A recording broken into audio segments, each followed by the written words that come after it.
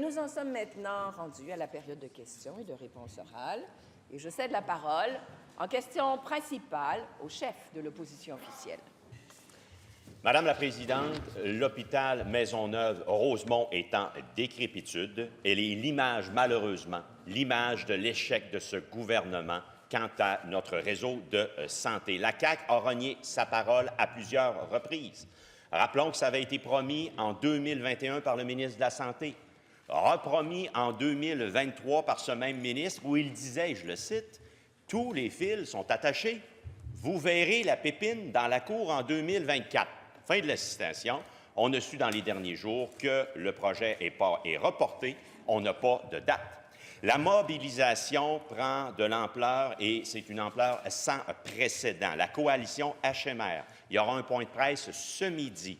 Elle réunit parmi les instigateurs la Fondation HMR, les médecins, le personnel soignant et les syndicats. J'ai obtenu copie d'une lettre qui circule et qui circulait d'ailleurs déjà au sommet de l'Est, lettre qui est adressée directement au premier ministre. On peut y lire « HMR est au point de rupture. Le gouvernement repousse encore une fois ce projet, mettant ici à risque la santé de plus de 550 000 Québécoises et Québécois. Nous sollicitons votre intervention immédiate afin de lancer les travaux d'agrandissement et de modernisation dès ce printemps. » Il souligne que chaque année de retard, c'est 300 millions de plus en coûts supplémentaires. Le gouvernement s'engage-t-il à débuter les travaux dès ce printemps? La réponse du ministre de la Santé. J'apprécie tellement la question, Madame la Présidente, du chef de l'opposition, le chef intérimaire de l'opposition officielle, que je me demande, il était où au sommet de l'Est un peu plus tôt cette semaine, lui, quand nos ministres étaient là pour discuter de ce qui se passe dans l'Est. C'est facile de se lever en chambre et de dire ce qu'il fait là aujourd'hui, là. Mais il était où lundi, lui? Il était où lundi? Oui, il n'était pas très bon. Non, mais je vous pose la question, vous lui poserez, je ne peux pas le faire. Oui, je reconnais le leader de l'opposition officielle. Quel est votre appel au règlement? Oui, la Chambre en erreur, c'est inexact parce que nous étions là. Voilà.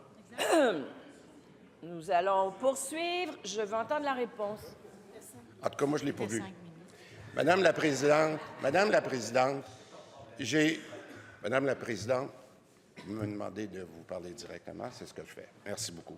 Madame la Présidente, j'ai indiqué au cours des dernières semaines, avec la sortie sur le PQI, que le projet de Maisonneuve-Rosemont pour notre gouvernement est primordial et qu'on travaille en ce moment, surtout avec l'arrivée de Santé Québec, qui est capable de regarder ça globalement, à trouver des solutions qui vont nous permettre d'arriver avec les travaux préparatoires le plus rapidement possible.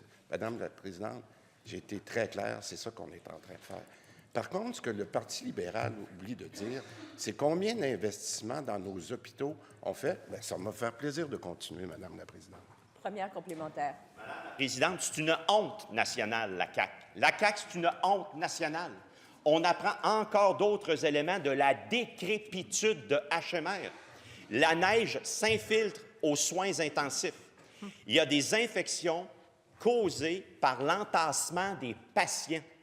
La température l'été monte à 40 degrés Celsius.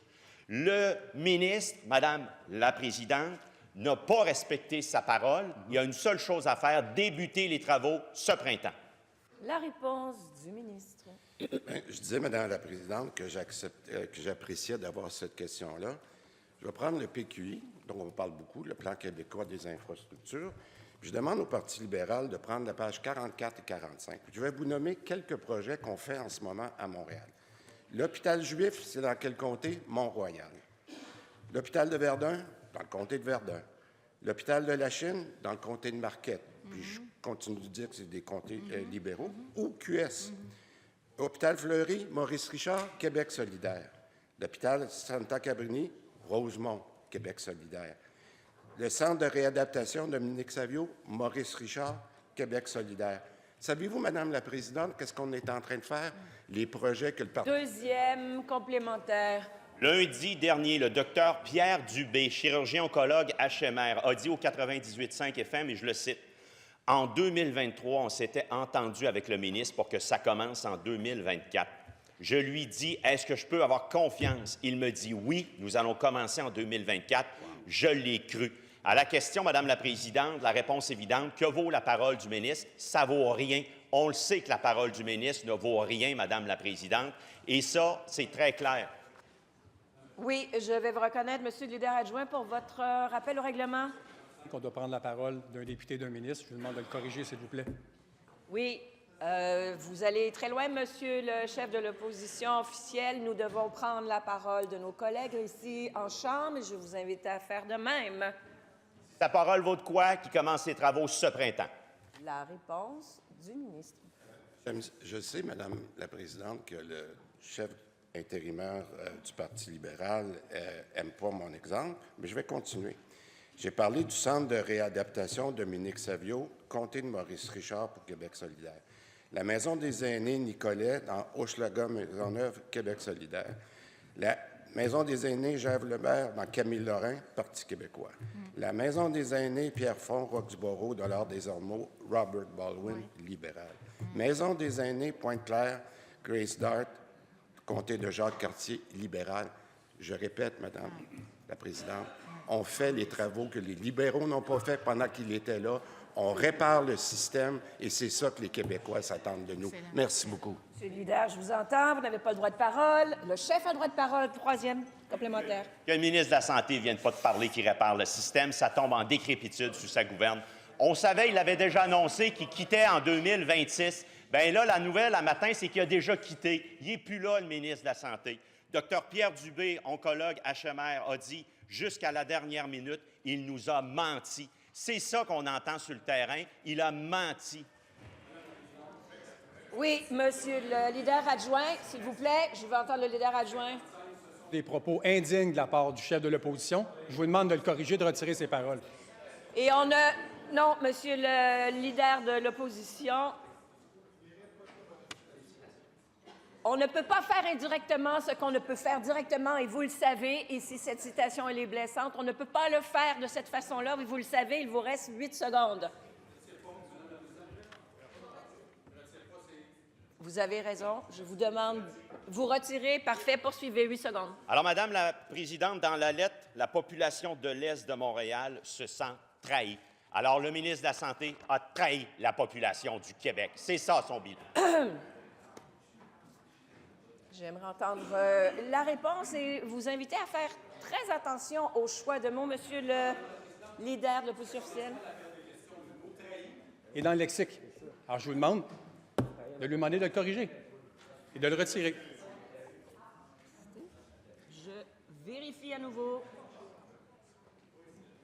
Effectivement, il est là et il est en rouge. Alors,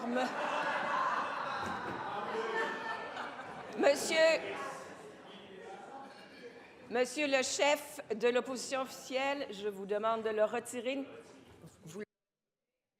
Suivons dans le respect de tout et chacun.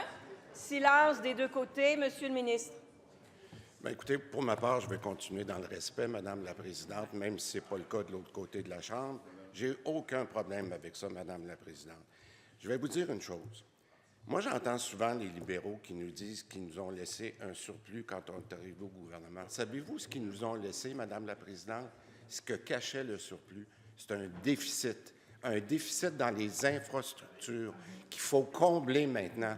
Parce que c'est beau dire qu'on avait un surplus financier, mais nos infrastructures étaient dans un état de délabrement avancé. Et c'est ce qu'on fait, pas juste sur l'île de Montréal, partout au Québec, Madame la Présidente. C'est ça qu'on est en train de faire pour redresser le réseau. Merci beaucoup, Madame la Présidente.